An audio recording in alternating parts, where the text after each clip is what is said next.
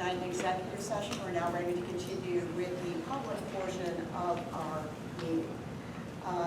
We're going to flip the order a little bit because it is our tradition at the end of every school year, even though the board meets during the summer, this is the last meeting before school is out. It is our tradition to honor our retirees. And we have several, as you can see from the stack of plaques on my right. So we will start with those honors. All right, so I'm going to ask Jack Boyd to come up, please.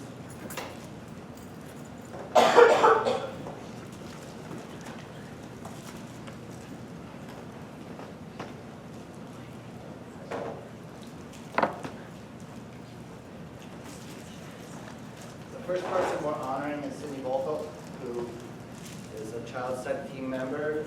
I had the honor of working with her when I was principal at Ridgewood Avenue School, and the last several years she has been at Linden Avenue School. Unfortunately, she couldn't be here tonight, but Mr. Goulet is here. I'm honored to be up here talking about Cindy. I had the privilege of working with her for the past 17 years. When I started as the school psychologist in 2002, I was the only full-time psychologist at the primary level, and she was the only full-time learning consultant. So we worked closely together for 13 years on the child study team, evaluating students, writing plans for students, collaborating. She did a wonderful job with those things. She was always a great team player working together. I worked with her as her supervisor his last 3 years. And we actually shared an office for a couple of years together too along the way. Cindy is someone that really epitomizes a true educator. She began her career as a teacher. She was one of the most knowledgeable people that I've ever met, one of the most intelligent. She has a master's degree. She was finishing up her doctorate. Over her dissertation, but she had gotten all through that. She was someone that was wonderful with brainstorming, trying to create plans for the students, and she's someone that truly cared about the students. As a learning consultant, any teacher that worked with her would tell you that she spent time working with them, trying to assist them, trying to figure out what would go on in the classrooms and assist them. She helped countless students, administrators, everyone along the way. I spoke to her recently. She is enjoying the beginning of her retirement, but she's already talking about plans to what she's going to do to keep herself busy. She's going to try to do some sub-teaching or something else along the way, which definitely fits with her. She's not someone that I can see sitting still for too long. She's not here tonight. She's not someone that was into recognition or fanfare or things like that, but I am very honored to have to be able to say a few words about her. It's what I've known her and worked with her for so many years. She's someone that truly was an asset to the district and someone that impacted more lives than any of us will probably. Thank you. I will thank you.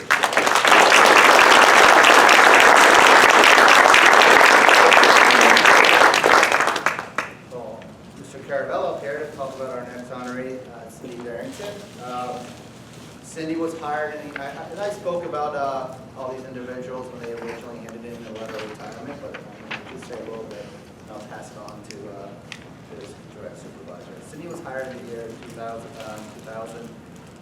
She's the only retiree here tonight that I actually didn't work with in the same building, so she's a little unique that way. Cindy has an ease and a calmness about her, and I've always said I think I would have loved to have been in her classroom. It's just my type of setting, and I think she was at the perfect placement for that age group. She's, to me, it's just a professional in every way possible, and she's certainly going to be missed. Took all my words. Cindy, I said this a lot of times, great schools are about great people. You hire great people and you support them, and Cindy is one of the greatest. In second grade, she's been there for almost 20 years. She did actually start in pre-K. I don't know another teacher who works harder than Cindy. She would be in her classroom 6, 7 o'clock every night, Friday nights, preparing for the next day's lesson, the next week's lesson. She was so detail-oriented, so organized. She really, truly cared about doing a great job for the kids. When the kids were placed in her class, I knew that they were going to make significant progress from the beginning of the year to the end. She was a former accountant before she became a teacher, and that's where she gets that hard work ethic, that detail-oriented sense of making sure everything is prepared for the students. She was also a valedictorian, which goes to show how smart she is. We always went to see her for technology. She was our technology person in the school. And she was a varsity cheerleader. Maybe some of you didn't know that, which made her, give her a round of applause. Made her enthusiastic about teaching and really loving the kids. We always say at Linden, upon entering this building, you will be loved first and taught second. And Cindy really stuck to that model. So Cindy, we're really going to miss you, and we wish you the best of luck. Come up here, please.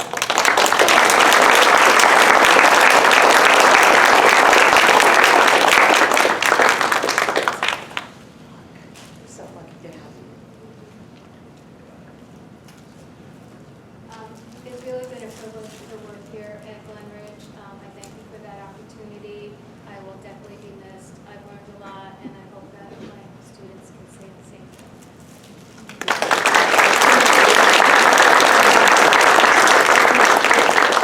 Donovan, please come up. We'll honor Charlene Dalton next. Charlene, I did get a chance to work with at Ridgewood Avenue School. She was teaching 3rd grade at the time. She's a tremendous teacher, a team player. Later on in her career, she moved to 5th grade and concentrated on math, and our math scores skyrocketed. She got recognized by Khan Academy for a national award. She's just really just a team player that I just enjoy working with. This was a second career for her, and she's definitely made the most of it. Again, stealing our speeches. What I've loved the most about Charlene is the fact that she was an attorney before becoming a teacher. She realized that teaching was a calling and something that she was driven to, and to see her as a 3rd grade teacher, to see her as a 5th grade teacher, ultimately as a 5th grade math teacher, really solidified the fact that she made a very good decision in moving into this second career. Before teaching at Ridgewood Avenue School, she was a Ridgewood Avenue mom. Both of her children went through the school system. She is a very important part of the Glen Ridge community, whether singing at the church or just being seen walking around the town. I think that we will see a lot more of her. Dirk said about Khan Academy or about other things, but really the 2 things that stand out to me the most about Charlene, the last couple of years watching her care for both her mother and her father. I think we should all be so lucky when we even become elderly to have someone take care of us the way that she took care of her parents.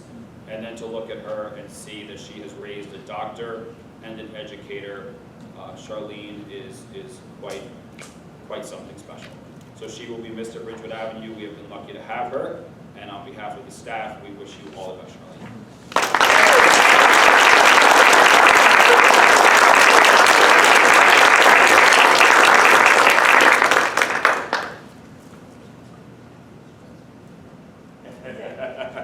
Miss you. See, let's say for this. It's been my honor and privilege to work in the district. It's interesting when you live here and you work here, but it's worked out just great.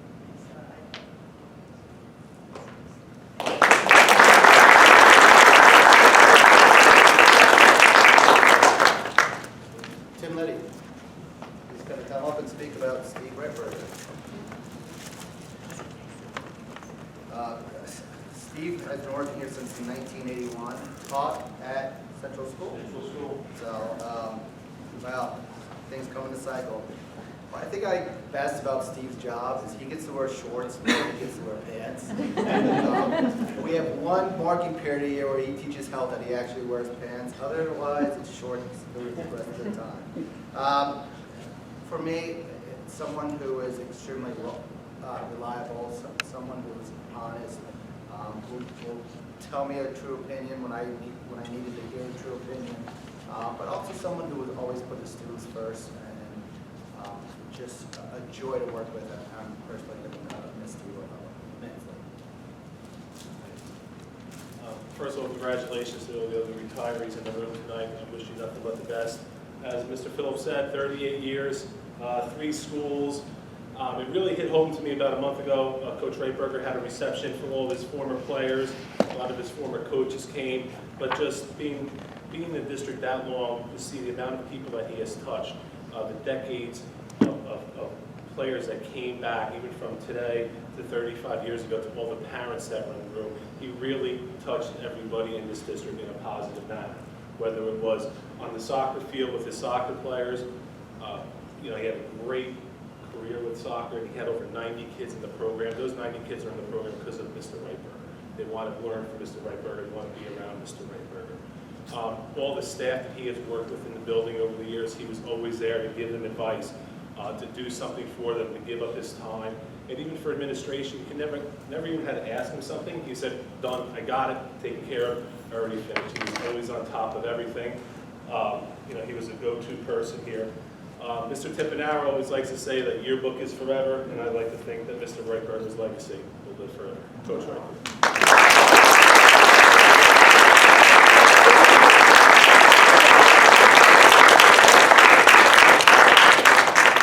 I will tell you, when I was student teaching in Kearney, they said they were overloaded, so you have to go to a place called Glen Ridge. I'm only from Harrison, but I didn't even know where Glen Ridge was.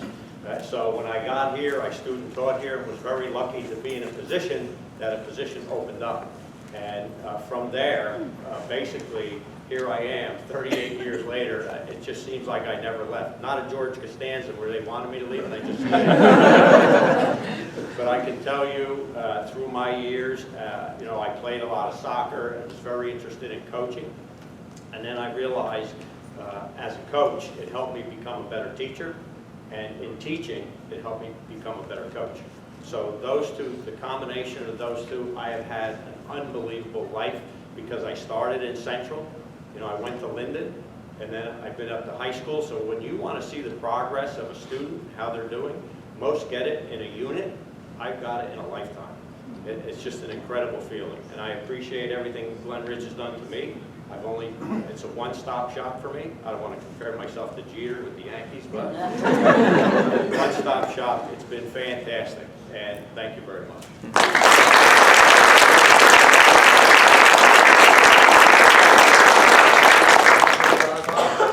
Wendy's coming up to recognize Vinny Tippanaro. Vinny's been here since 1968. 2 days before I was born, he started. It's really amazing. He is the historian of the high school. 40-some years of doing the yearbook.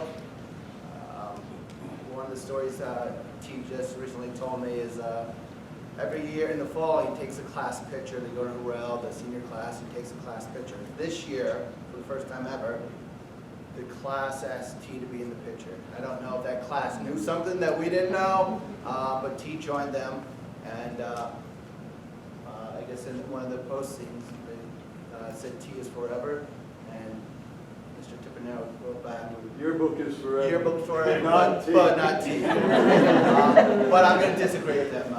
The lasting impact he's had on this school, 51 and a half years of teaching, that can't be calculated. The number of students who come back, and if you see Mr. Tippanaro at an event, a football game, taking pictures, something, whatever it may be, you have students, former students of all ages coming up to him and talking to him and thanking him. And he remembers everyone. I don't know how he does it, but he remembers everyone. He's after 51 and a half years, you think that he would have slowed down a little bit, and maybe it's time for him to go. I've never felt that way about T. Just a tremendous impact on the students, and I truly appreciate everything he has done for the school. Okay. 51 and a half years. Mr. Tippanaro has graced our presence, and yes, yearbook is forever. It's been a passion of his and enjoyed by so many people. His family threw him a reception a couple weeks ago. He had over 150 people attend, many alumni, including my own daughter, who had Mr. Tippanaro. One of my daughters also had Mr. Reitberger as a second grader at Linden, so these guys have just been here forever. It's going to be hard. The first summer I met Mr. Timpanero, he told me, this digital photography, it's a fad. It's not going anywhere. But I have to tell you that Mr. Timpanero is retiring still at the top of his game. Something new comes along, he embraced it, he learned it. He used to use PageMaker to do the yearbook, that left, and then he had to learn, and he said, no problem, I'll just learn the new thing, I'll learn it with the kids. He's just an example of what to do, and yearbook is forever. And thank you, Mr. Timpanero, you are definitely a historian. Mr. Phillips wanted a brochure about the district, and I said to Vinny, you got anything? Oh yeah, I got one from the 60s, the 70s, the 90s. Here's a few samples for you. He just has such great knowledge about the district. He was here when they opened the high school, and I said, so how was that when you came over from Ridgewood Avenue, the previous high school tier? He goes, well, we just had the kids pick up desks to chairs, pick them up and walk them across the street, and that's how we moved into the high school. So it's going to be a great loss when Mr. Timpanero is gone, because he does have such a knowledge base. I may be calling him up anyway. So Mr. Timpanero, Mr. Reisberger, Mr. Dubuque, Ms. Dalton, Ms. Barrington, I wish all of you a great, happy retirement. Happy trails to you.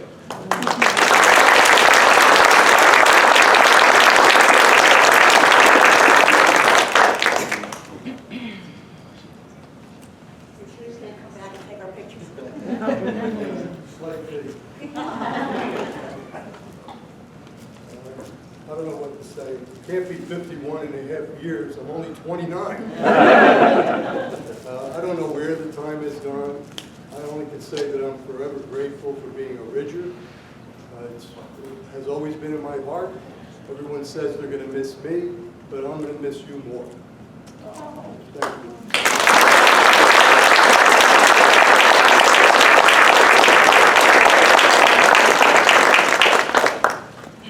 The last person we're recognizing is an individual I spend more time with than probably anyone else in the district, and that's John Dubuque. Johnny, won't come. I get the joy of speaking about you. John is the first person I speak to when I come to work every day. He's in my office, or he'll be in my office within a few short minutes. We just discuss what's happening within the district, and he keeps me informed. It's nice to sit down and have a cup of coffee with him and then hear what's going on. I was fortunate to coach both of his sons, so there's a professional and a personal relationship there. Hi, Nancy. How are you? So I've gotten to know the family very well over the years.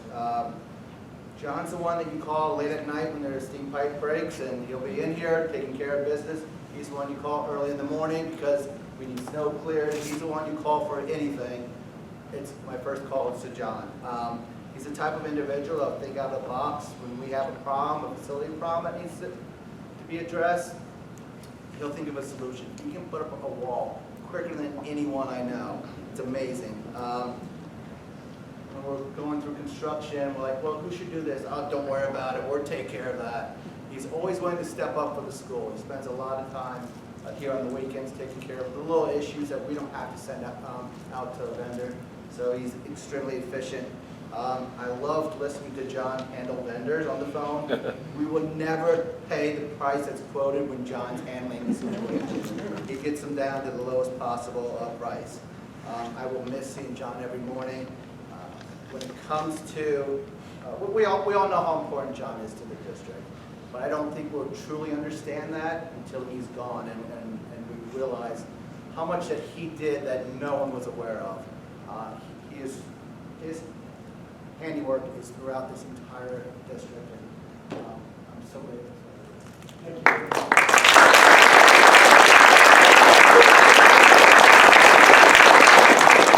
Basically, John takes care of us. He takes care of everything. Because of him, we can function every single day. And you've taken such good care of us. We're so spoiled. We wish you the best, but we will miss that care. So thank you, John. Thank you very much. And then, not too many words, I'm going to miss this place dearly. It's got a special place in my heart. Thank you.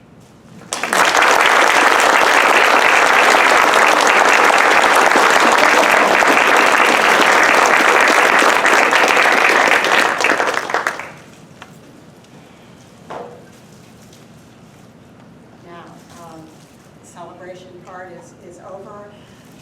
We always encourage everyone to stay, but I know that some of you, particularly those who are family of our honorees, may have other commitments. If you do, this is a good time to go and launch into those commitments. If you want to stay, that's fine too. So it is your choice. But for those who are leaving, thank you so much for coming and helping us honor our wonderful retirees.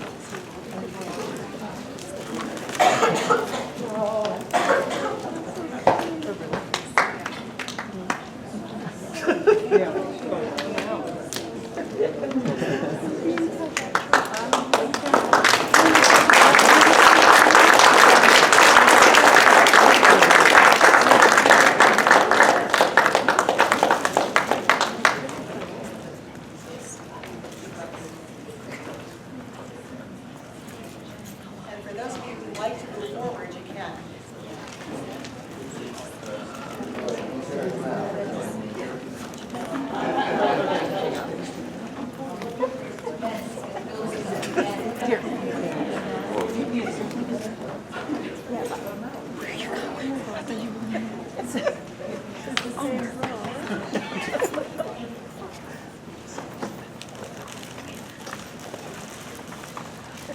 Okay, President, before we be short, first I want to introduce the distinguished guest we have here tonight.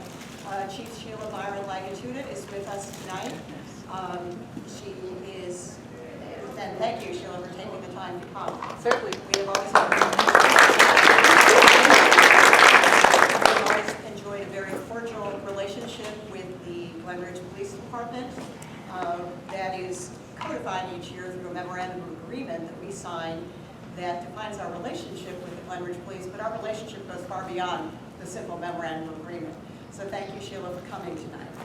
I know that many of you are here tonight with serious concerns, and we will get to that in just a few minutes.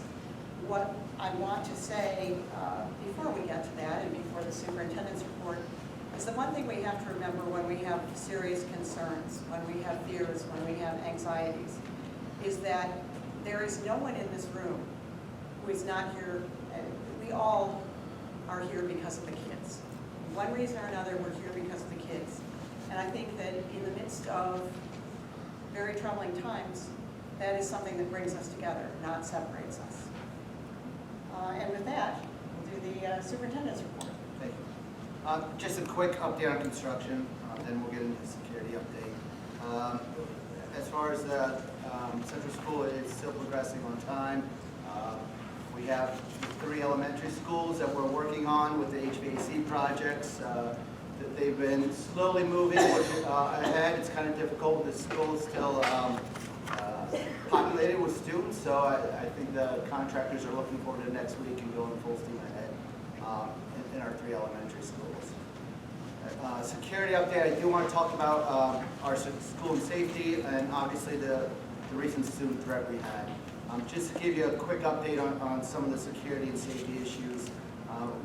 We believe in a comprehensive approach to school safety, and that means addressing facilities, that means staff training, and making sure we're offering resources and services to our students. At the last several Board of Ed meetings, if you're following along, we've approved several facility improvements that are related to school safety, and during the summer months, those items will be installed in our buildings. And prior to the opening of the school year, next school year, I'll be sending out a notice to the parents, just informing them of what changes as far as procedures inside the buildings are going to occur because of those items. Safety training continues to happen throughout the school year. Administratively, it's a topic at every admin meeting, at the faculty meetings. They're continuing to discuss the procedures that we have when it comes to our protocols. When we do training sessions where it's not your typical just evacuation of a building or fire drill, we always try to put a little twist to it just to see how our students and our teachers are going to react, so we're better prepared in an emergency situation. Recently, we've trained our staff at Ridgewood and the high school, the Lifeline program, which is presented by the Society for for the prevention of teen suicide. That included 3 training sessions that dealt with prevention, intervention, and post-intervention. We will continue to work with our staff in implementing that program into next school year. The focus of the Board of Ed retreat this year will be on student and staff wellness. We recently had our initial school safety community committee meeting, and that included representatives from parents, staff, admin, and the public sector. The Chief Iron was there to attend on behalf of the Hundred Police Department. And we're currently working with our consultants in reviewing and revising our district emergency plan. And that will be reviewed by all the administrators, and we'll pass along that information to our Board of Ed members as we're coming to completion of that revision. We did have a student threat in the building, and as far as that goes, we had a student who received a threat from another student, reported that threat to a teacher. The teacher then reported it to the admin, and the admin then reached out to the police. As far as protocol goes, protocol was followed in that type of situation. One of the things that we've constantly tried to reinforce with our students is it's important that you reach out to an adult when there's a situation that could cause concerns to others or to their classmate. And we've had a couple situations over the last few years, and we've had students step up and notify an adult, which has helped us to properly address the situation before there was a major incident. Once we inform the police, then the police take the lead in the investigation. And our job is really to collaborate with them and cooperate in any manner we can, and that's based, and we're allowed to do that, as Betsy said, based on the memorandum of agreement we have with the police, that we share information so we can better serve the students and the community. Since it was a student issue in an ongoing legal manner, there's very limited information the school can release to the public.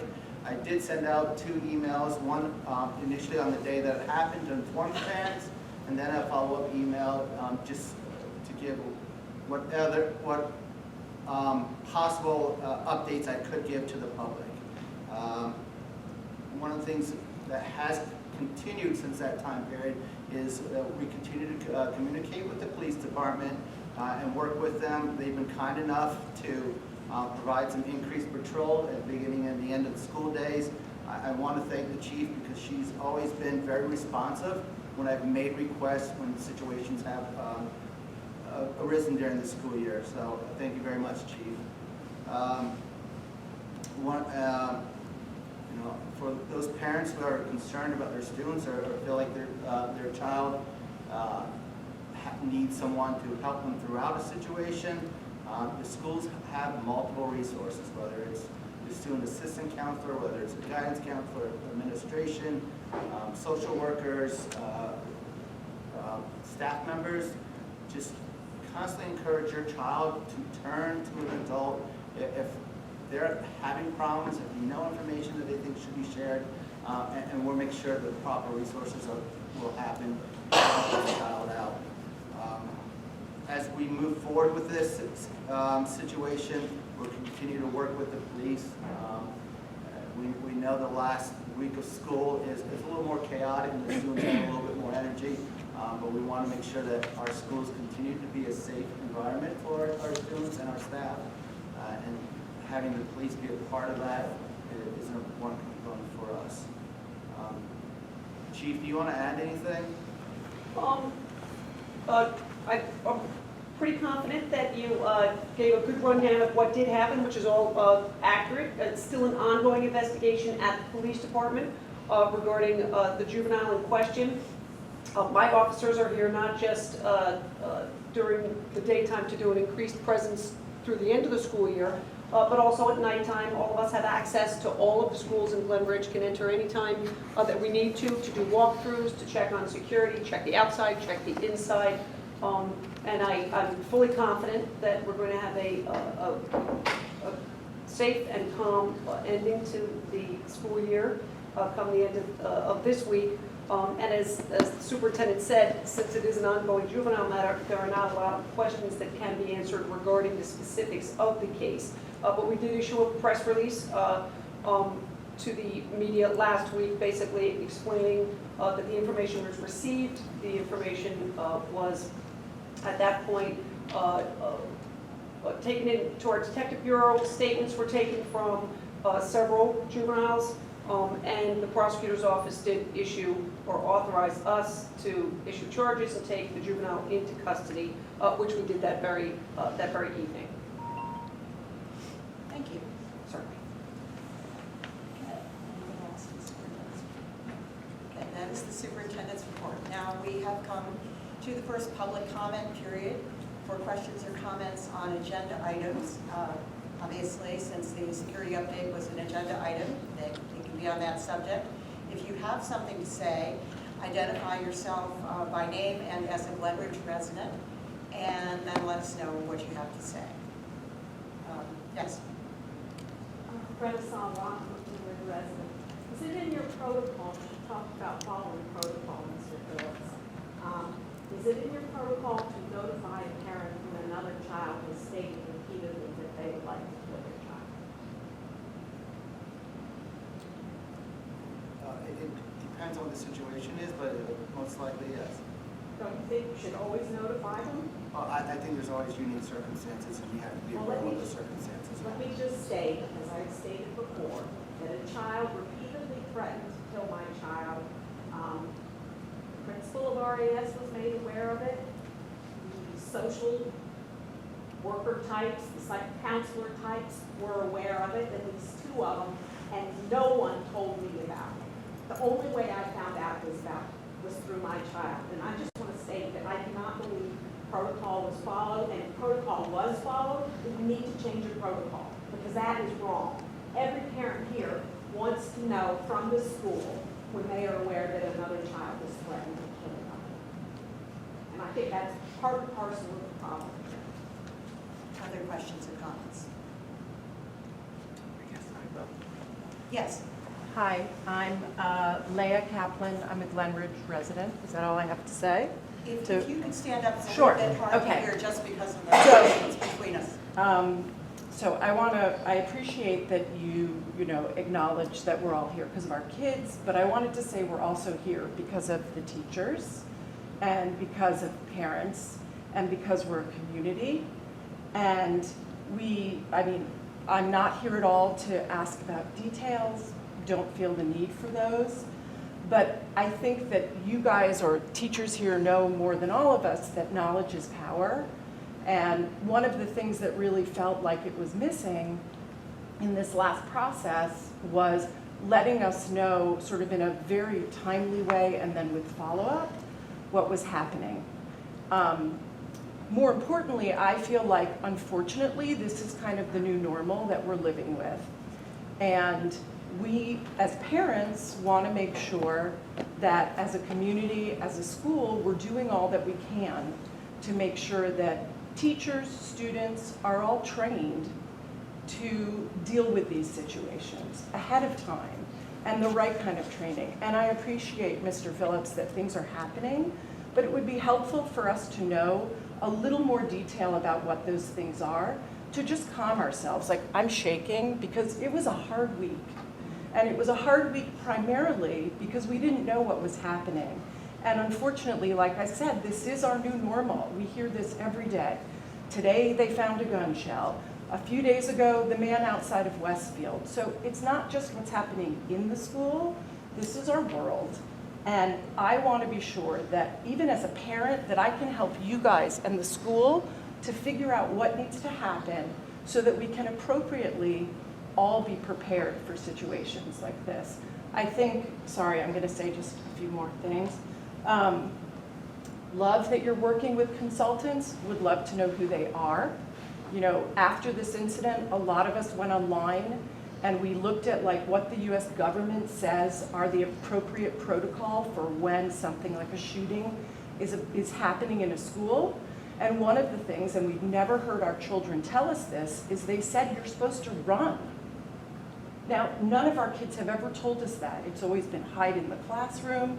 So there was that. The other thing is this idea of protocol. It would be helpful for us to know ahead of time, just as parents, as a community, what your protocol is. I have to tell you, I went and I looked at the student handbook, and I couldn't find that there was anything in it about students making threats against other students or the school community. It wasn't in there. So that was a little troubling, that it's just not, so that even if a legal situation ensues, it's not even in there how it's supposed to be handled. The other thing is, again, this idea of new systems. I happened to be talking to a friend of mine who works in a preschool at a synagogue, and this is something that they've lived with forever, right? This is an issue that they've had to deal with forever and ever, these safety issues. Simple thing like when the doors get pushed open, an alarm goes off. So again, I appreciate that you're putting systems in place, but it's sort of like pre-communicating to us what the plans are would be very helpful. Because again, we can try to help as well, because we care about this community and the teachers. So, thank you. Thank you. Other questions or comments? Hi. Yes. Omar Renteria, I'm a Glen Ridge resident. Just to pick up on what Ms. Kaplan was saying, a big component of it is awareness, I believe, in terms of protocols. You can't treat every situation the same. If there's a lockdown for a sick child, it's not the same as an active shooter. Hospitals have different color-coded response systems to alert staff and occupants of the building of the different threats. That's something that should be considered in situations like this. If the government is saying run in a situation like that, and kids hear a lockdown and they think, well, maybe it's another sick child, or maybe it's just a drill, and they stay in place, that does nobody good. It's an issue of awareness. What is the level of urgency that is required in any situation that has to be life-saving? Seconds matter. And that's really what we need to focus on. Thank you.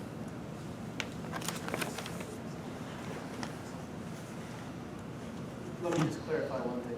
We do have different protocols for different situations, and I'll just speak in general terms. The state does mandate, which we follow, obviously, that we have protocols for a lockdown situation, a shelter in place, and evacuation. And those drills are practiced throughout the school year. And I don't go into details about what those protocols are, because that's part of us maintaining limiting our risk. And those, we do work with our local police department. They're involved in those drills. They are very aware of the protocols. We sit down and have meetings throughout the school year and discuss the different protocols, the different practices. One of the reasons why we do have them involved in our drills is if we do need to adjust a practice, we're getting their feedback. I see this is, let's see if there's someone else first, okay? Any other, yes? Harris Turan, I have kids in the district. I was wondering if you could tell us, and not details, if there are any other police investigations going on, or how many there were during the school year, and or other outside investigations going on besides the current threat that you were discussing? Chief, can you speak to the police investigations, to the part of that question that deals with Certainly. any other police investigations other than the current one? So the current investigation is the only one that's open at this time.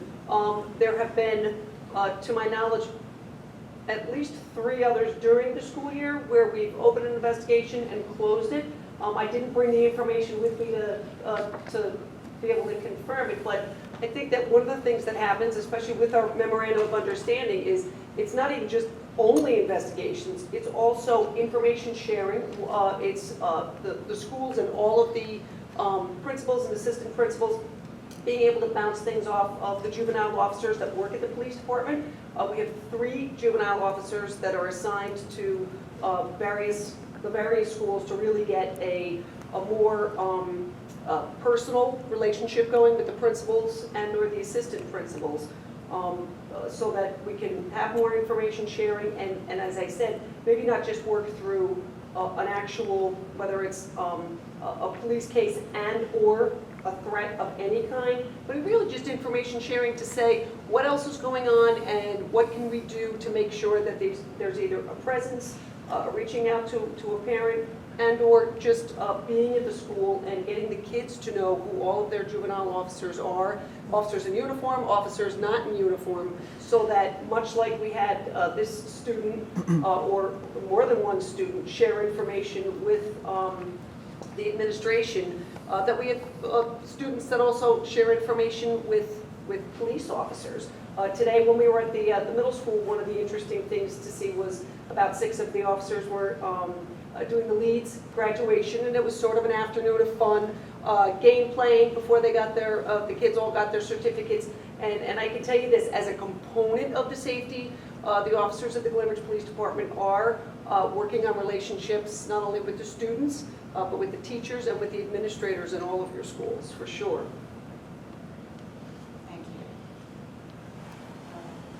Yes? Hi, Diane Preston, I'm a Glen Ridge resident. I'm wondering if I could ask the chief a question. If you can sort of face us just so we can Okay, hear you. so my And maybe question you is stand really- up, because it's the acoustics in here are terrible. Okay, my question is regarding the red flag laws that were recently passed by the New Jersey legislature, whether they've gone into effect, and if they have, regarding reporting to the police about any concerns about safety and firearms. I don't know the details of the law, but I'm not sure if they're in effect yet, and whether educators and school administrators can report, whether, you know, who is able to report those concerns to the police under that law.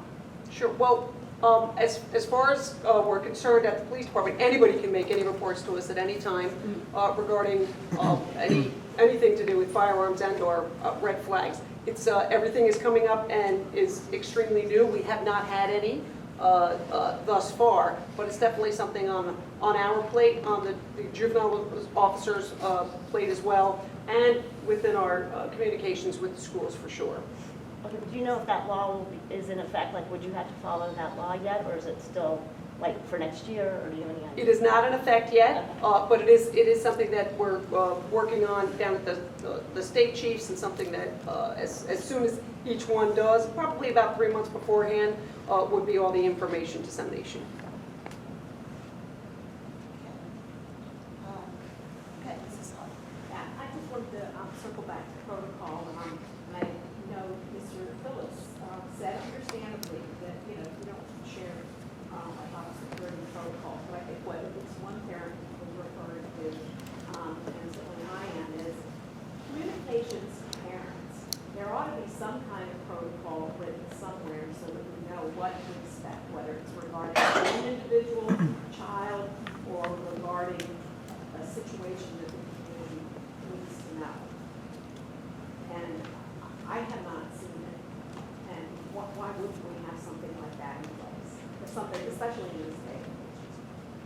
She's type of security communication protocol. We don't have a protocol in place, as you mentioned, it's something we can review. It seems fundamental I to can work me. with the policy. Okay. Chief, do you have in the police department a security communication protocol or set of protocols? I'm sorry, could you just repeat the question? I'm sorry, the question was about communication in security situations and protocols for that communication. Does the police department, when it becomes a police matter, have protocols that govern communication with the public?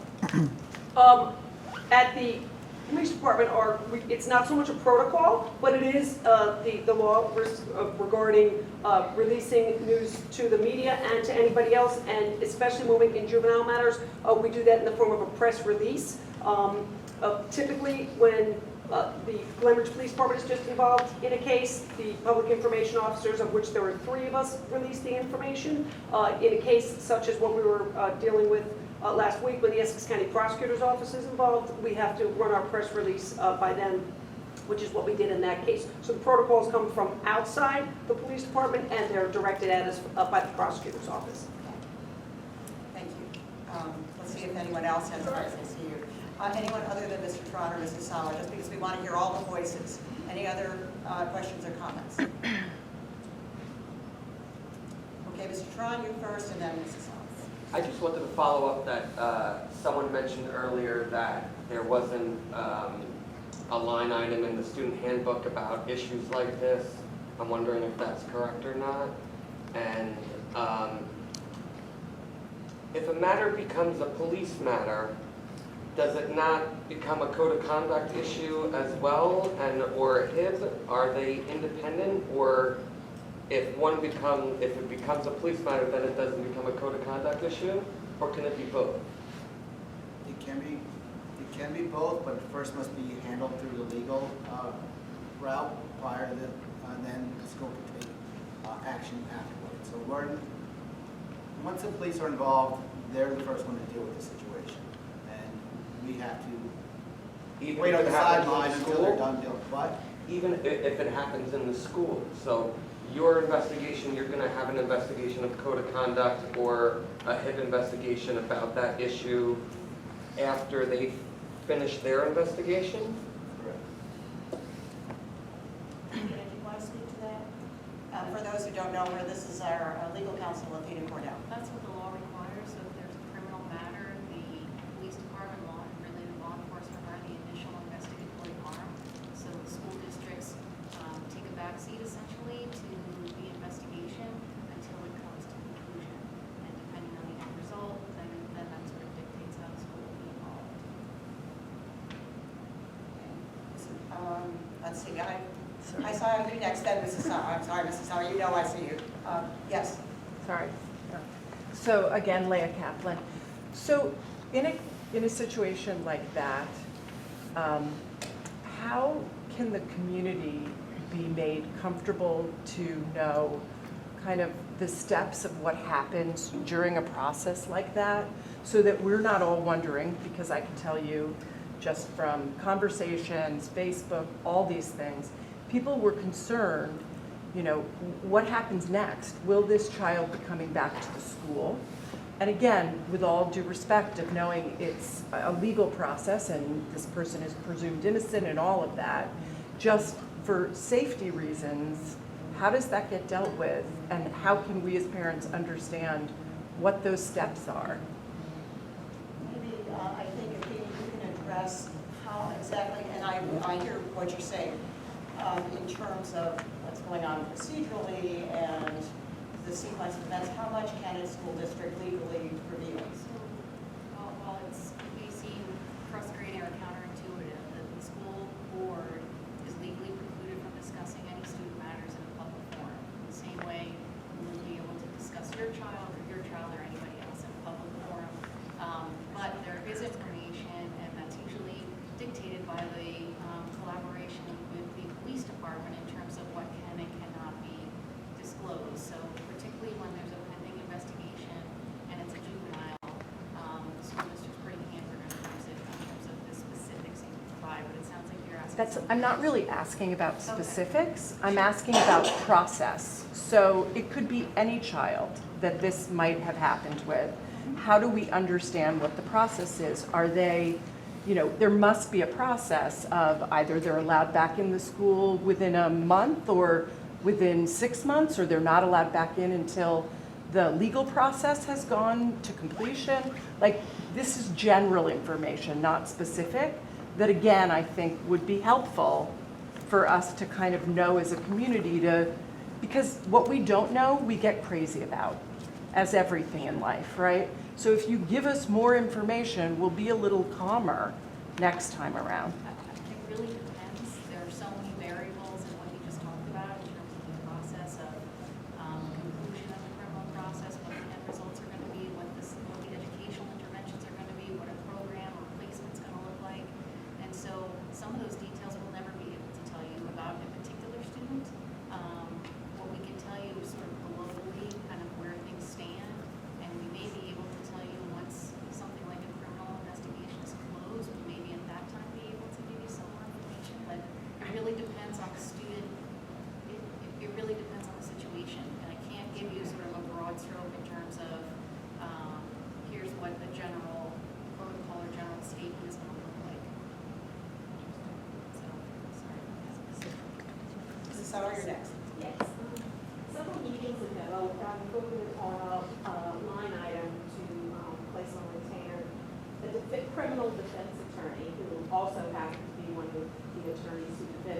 the Dreyfus boys 30 years ago. What I'd like to know is that person still on retainer and/or are you actively using that?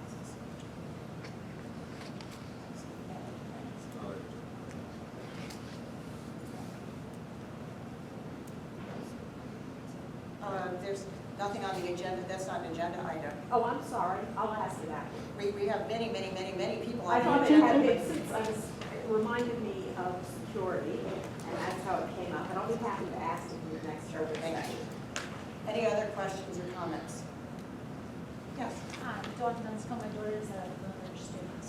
Going forward, security-wise, what's going to change in the schools? What's going to happen? As you can see, you can get buzzed in, somebody can run right up those stairs. Where's the security and what's going to change? And when is that going to change? Not necessarily saying it's another student, it could be an adult. We know that there have been adults that have entered our schools over the past year that don't belong to schools. So what plans are in the works? Are you able to tell us that? Could you give us an idea of what it's going to look like going forward and when it's going to happen? As I mentioned earlier, the board has approved several security and safety initiative contracts for us, and that will be installed there in the summer. One of those is a visitor management system, where students, all visitors will have to present their license in the building. You are discussing the current situation at the high school. When you buzz into the far right door, it has access to the front stairs. That has been an issue that we tried to address several years ago, but was denied by the fire marshal. We have since reapproached the fire marshal, presented a plan that he approved. So we're getting quotes right now to change the door entrance at the high school and build a barrier between a set of doors, so all visitors would have to enter through that barrier. It'll create a vestibule in that foyer area. And we don't have a timeline on that? We have to go out and get bids and get an estimate, work schedule. Other questions? Oh, I'm sorry, Mr. Trump. I just want to follow up on the scanner for a driver's license. Now, I know as a stay-at-home dad for many years now, I have a driver's license in New Jersey.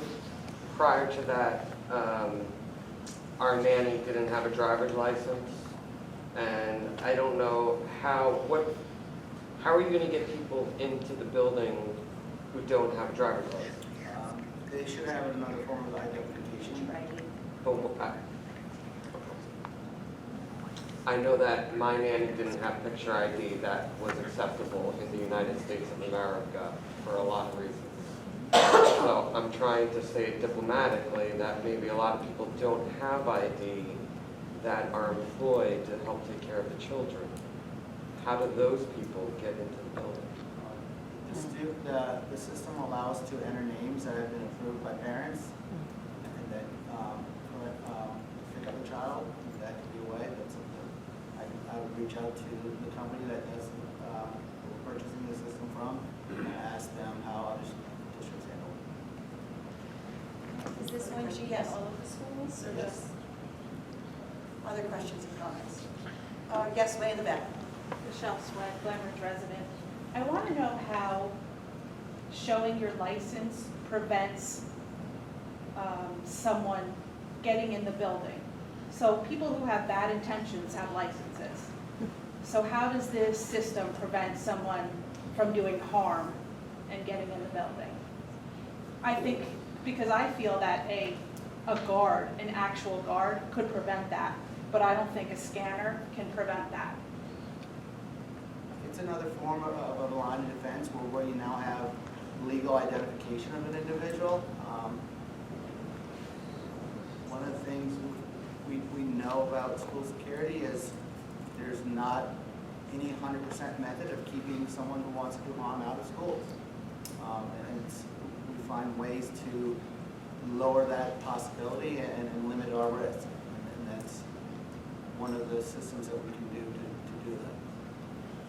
Chief Byron, you've had experience, since we have a large hospital in Glenridge and public buildings like the library, in terms of what our questioner said, keeping people with bad intent out of buildings, what are the best practices I think that the license plate scanner that the superintendent talked about is definitely something we at the police department have been a big fan of for many years. And one of the things that I think everybody should keep in mind is that although it's only one point of our crime prevention, what we're looking to do anytime in a building which people can have access to is to delay, to deter, and then to deny entry. So having somebody stop at the front entrance outside of the school and using the license, not the license plate, the license scanner, it's going to do a few things based on the reading that they'll get. It will give a photograph of the person that's attempting to enter the school before they are allowed access. It also runs them through registries for Megan's Law. And based on the program that's purchased, can do even more. I think that one of the things we've learned for public safety at this point is it's all about the opportunity to get in the school, and anything that we can do to delay and or deny that entry into the school is one step to definitely assist. So protocols across the state of New Jersey for all buildings, for hospital, for schools, for everywhere, are not only so different, but they really are still in the process of moving forward regarding programs being put in place. We're working closely with the hospital as well. All of the no cost or low cost and common sense and police crime prevention things that we've done with the schools over the year have all been adopted. And the amount of time that the police department spends in your schools on not just some of the drills which were mandated to, or the school was mandated to, but on all of the drills is definitely bringing us steps and steps closer. So protocols definitely vary, but if the license plate or license scanners are put in place, it would definitely be a very positive step regarding the crime prevention at the school. Thank you. Sure. Yes, so children would be coming in with their student IDs, they would scan in with their This student would be for IDs. visitors only. For visitors only. So what about children? The students, they don't have to be scanned in? No. What if one of the students had bad intentions and had a gun in their backpack? How would anybody know?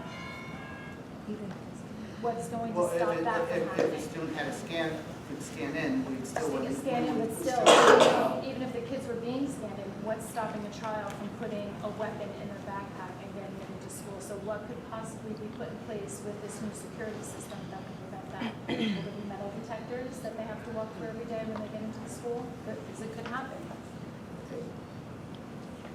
Yeah, I know it's There's a not, I know it's not a possibility, perfect there's a world. possibility it could happen. If you do your research on metal detectors, they have proven not to be as efficient as people might think they are. That students find ways around. Usually a school that does have a metal detector is placed in one location. If someone's looking to get a weapon in, they're working out a system with a friend of theirs, where they're popping the door open, opening the window, and exchanging through the weapon through those means.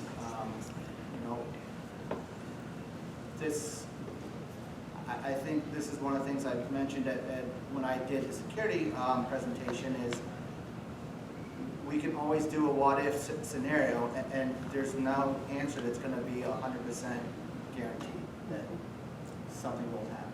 So basically, the money that's going to be invested in putting this security system into place to scan driver's license is somewhat of a false sense of security because our kids still could It's an get improved sense. something It's into improved the school. security. It's not going to stop every situation, and there's nothing that you can put in place and that will stop every possible situation.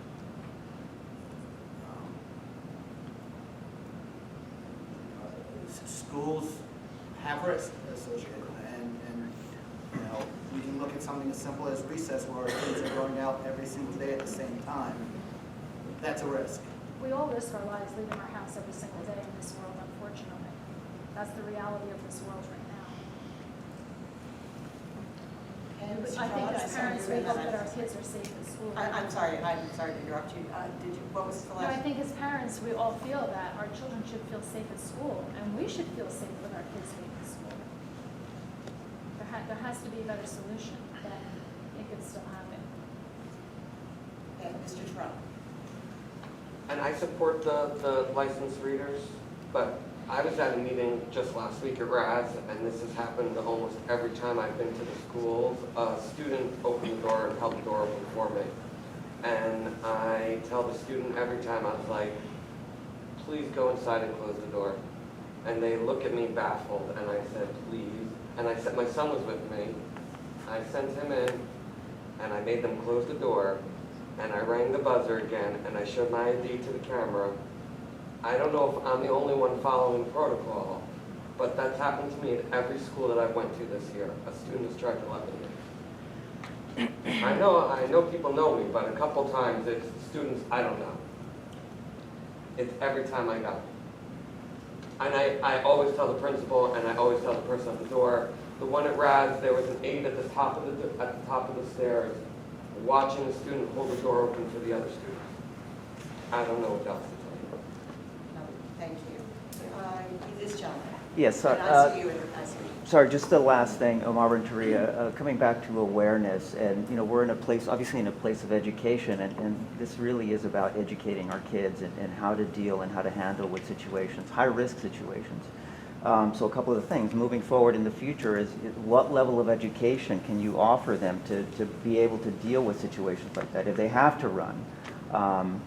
I don't get the sense that enough is happening to make them aware of high-risk situations. Yes, they see it on the news, they hear about it, but when they're in the heat of the moment, how to react is critically important. Lastly is these last few days of school, are you able to do anything in communicating with the students? Obviously they're aware of what's happening, the conversations we're having tonight, the conversations that they're having amongst themselves. Give them a level of comfort that, hey, it's okay to go to school, right? That we're going to be safe in this environment. I see the police presence, or it's going to be increased. I think we need to give them a level of comfort so that they can focus on doing what they do as kids and trying to learn as much as they can in the last few days of school. But again, it's what's the level of comfort? What can you do? And working towards that level of awareness. Thank you.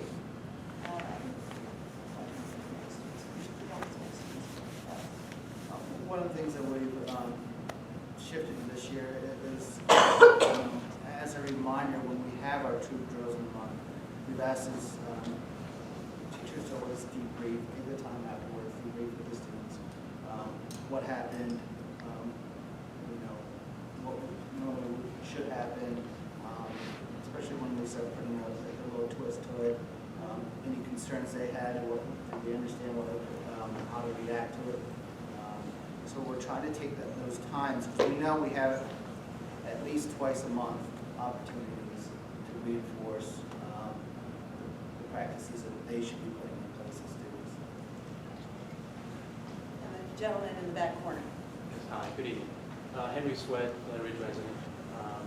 Currently you have school aides, untrained, watching the front door. What are your plans to get professional guards there instead of having aides who are untrained in that position, getting them back in the classroom where they should be helping the students instead of being sitting ducks manning security? Currently, we do not have any plans to have building security in our building. We have in all our buildings staff members who work all duties. Some who are working the front desk. As we're looking at security next year, we're probably change that up a little bit and look at to have that as a needed basis. Times where the principals think it's needed, times when we know we have programs in the building that we're going to see influx of visitors coming in to help us manage the situations.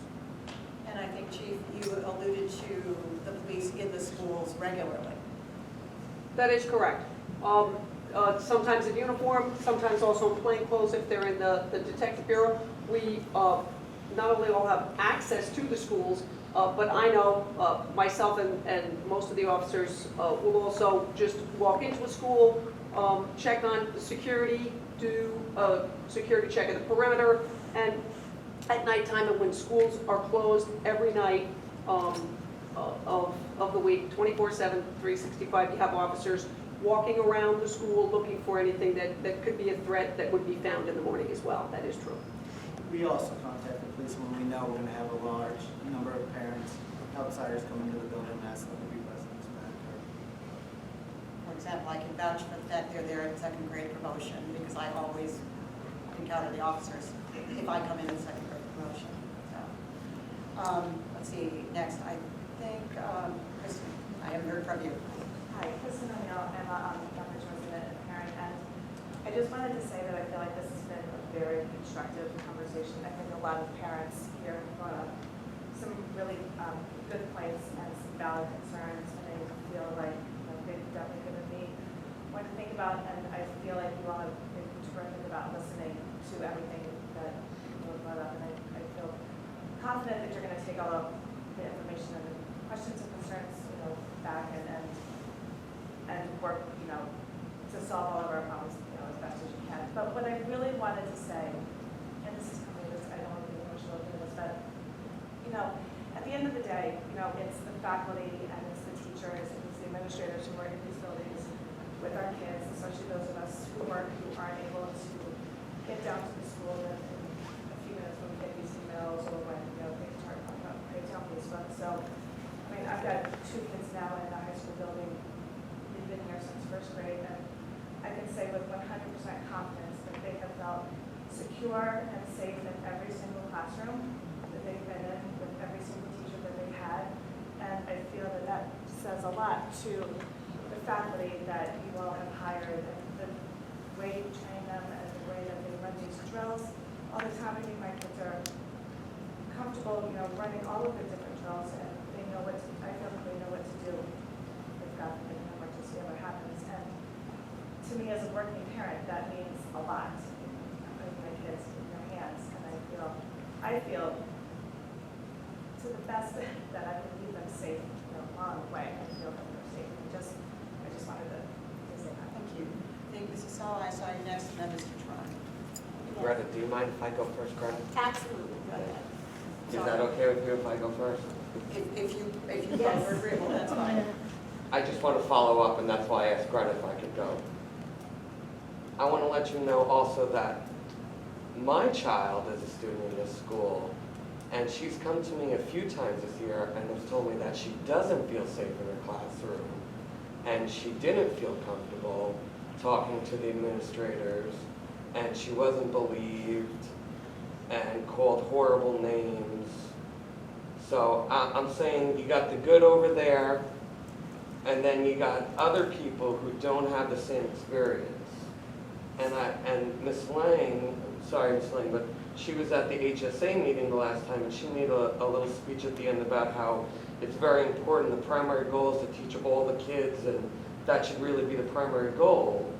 And I don't feel that my daughter got that same primary goal that you were talking about because of situations in the school that aren't addressed publicly and are just closed down. So I really appreciate that her kids feel safe, but at the same time, my kids don't always feel safe in their school. And I brought it to the attention of the board many times. Mrs. Saul. Yeah, I was similarly going to say, although we're going to be more specifics, that I wish my kids had the same sense of safety that yours do, glad yours do. But my child in particular, in the world aware of this, does not want to talk to the administration in any way, shape, or form, because she reported many things, many occasions, including this threat or somebody several times that they were going to kill her. And nothing has been done. If anything, she feels like the situation gets worse for her. That's number one. Number two is that I have been attending almost every Board of Education meeting for the last 3.5 years, and I've heard people say time and time and time again, what about guards at doors? Children, no matter what we tell them, are instinctively going to leave doors open. All these kinds of things, and you will never come up with a better answer. I know you're working on some things, but some of these basic things that are obvious to parents, lay people, just never get addressed. So I am not happy with what I hear. Happy with some progress, but I want 100% progress. Last but not least, there is an issue that really nobody wants to address, but I'm going to is,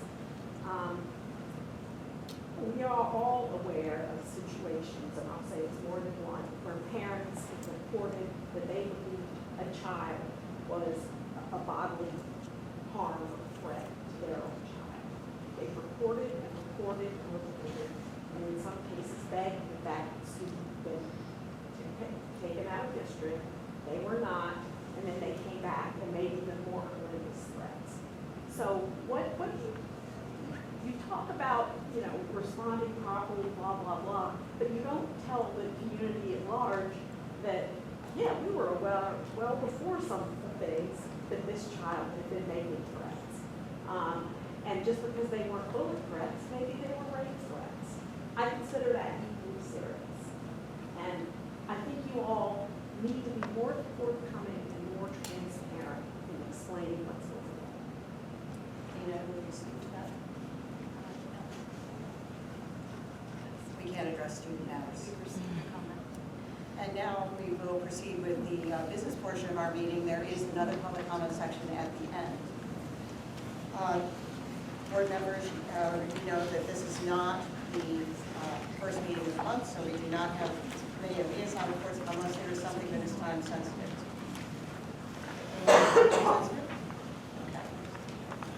Minutes. In your packet, you had minutes from June 3rd, 2019, exec session and regular session. Any changes, corrections, deletions? Anything? Didn't see anything. If that's the case, Michael, would you move the Board of Education minutes? May I have a second? Second from Teresa. Barbara, when you're ready, would you call the roll? Mr. Bonnet? Aye. Ms. Boyle, would you? Mr. DeLue? Ms. Lang? Mr. Romano? Mr. Walter? Dr. Yaros-Reyes? Ms. Ginsburg? Aye. Michael, would you move the administration items? I'm sorry. A1 through A35. Okay. One reason why we have just a plethora of administration items for tonight is that, as you know, the school fiscal year goes July 1st to June 30th. So this being the last meeting before June 30th, this is the time when all boards of ed in our type of district who have elections in November, this is when all boards of ed reauthorize all of their service providers. So just about every board of ed has an agenda as long as ours, but that is why we have the excessive number of agenda items tonight. And with that, may I have a second? Second from Anthony. Okay, any discussion on any of the many administrative items?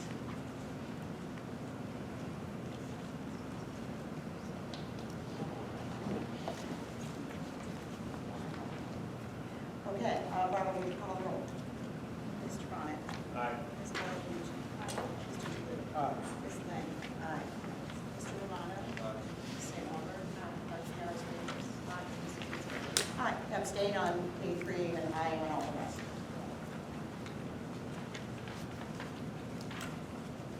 Okay, flipping over about 100 pages through the administrative items.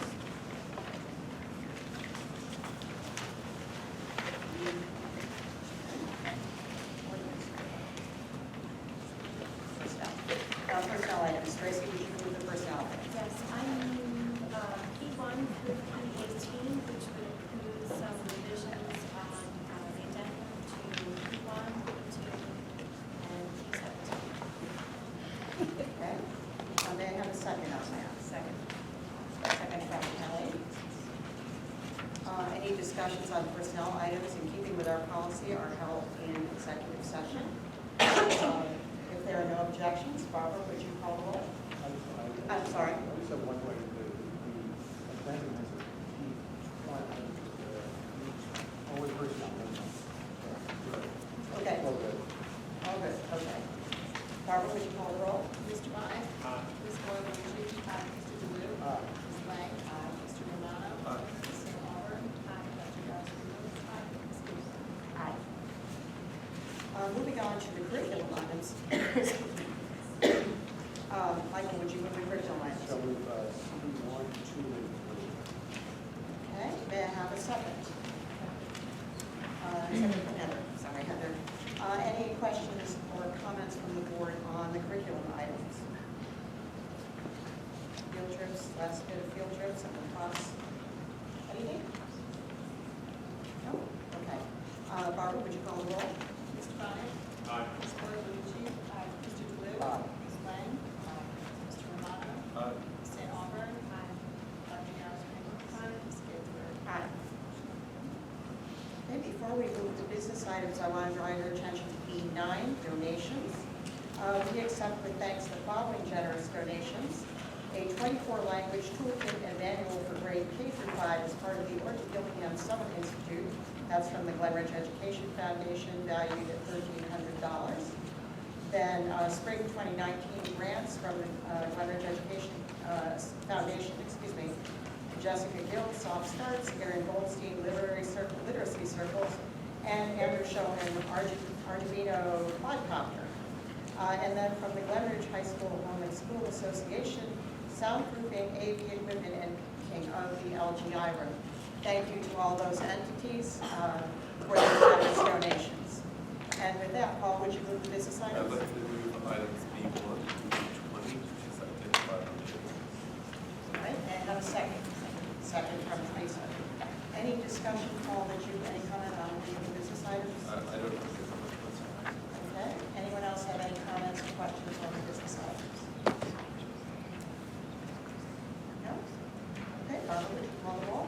Mr. Bonnet? Aye. Ms. Cordolucci? Mr. DeLue? Aye. Ms. Lang? Mr. Romano? Ms. St. Aubert? Dr. Yarsman? Ms. Ginsburg? Aye. Okay, we come to the second public comment period for comments, questions or comments on agenda or other items. Same rules apply.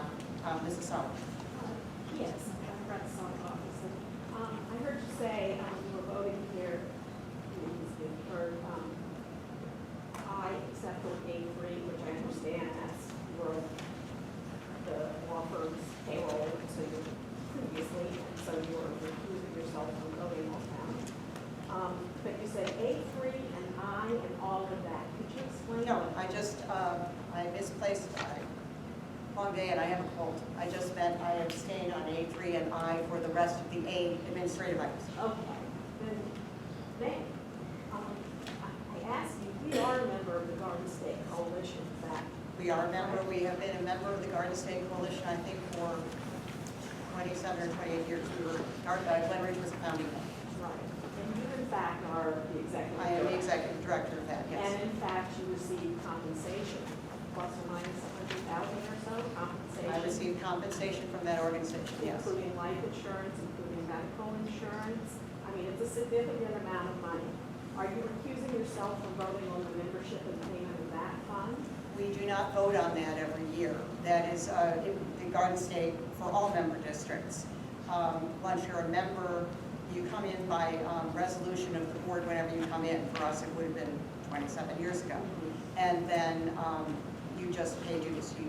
We don't take a vote every year on it. I have seen it listed previously as a line item, voted on previous It's never years. been a line item in my memory. Okay.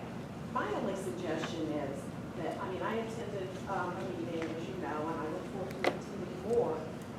There are times, clearly, when the best interest of this school district may or may not be aligned with the goals of the Garden State Coalition, from which you receive substantial financial remuneration. And to me, that is clearly a conflict of interest. You're part of a board that funds belong there, yet you are leveraging, making a significant amount of money from that.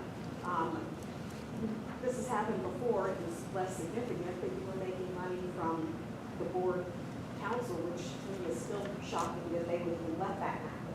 They're no longer doing that. But may I suggest to you that nobody else leverages their position as Board of Education president to make money with entities that we are also, as a town, paying money to. May I suggest that you pick one or the other and resign from the one that you don't want to do and say the one that you do want to do. Because the first time it was passed off as an accident, but this is more money, more substantial. And once again, there is a clear conflict of interest. You may certainly suggest that. Other questions or comments? Seeing none, may I have a motion to adjourn? Second. All in favor? Thank you all.